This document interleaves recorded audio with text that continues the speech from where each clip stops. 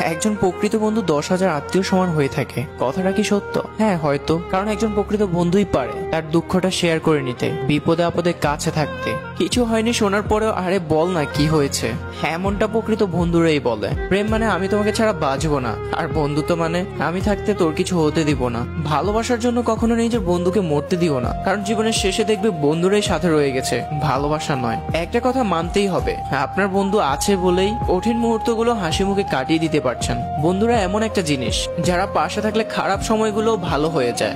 একটা সময় যখন তুমি অনেক বড় হতে থাকবে তখনই বুঝবে বন্ধুত্ব একটা আলাদা সম্পর্ক। বন্ধু হারানো সত্যি খুব কষ্টের। তারাই প্রকৃত বন্ধু যারা দুঃসময়ে পাশে থাকে। প্রকৃত বন্ধুত্বের চেয়ে মূল্যবান এই পৃথিবীতে আর কিছু হতে পারে না। বন্ধুত্বের কখনো ব্যাখ্যা হয় না। সত্যিকারের বন্ধুত্ব হচ্ছে সুস্বাস্থ্যের মতো, একবার হারিয়ে গেলে তার মূল্য বোঝা যায়। কখনো যদি পুরো পৃথিবী আপনার বিপক্ষে হয়ে যায় তখন দেখবেন আপনার প্রকৃত বন্ধুটা আপনাকে ছেড়ে যাচ্ছে না, আর এর নামই বন্ধুত্ব। আপনাদের কাছে বন্ধুত্ব কি মনে হয়?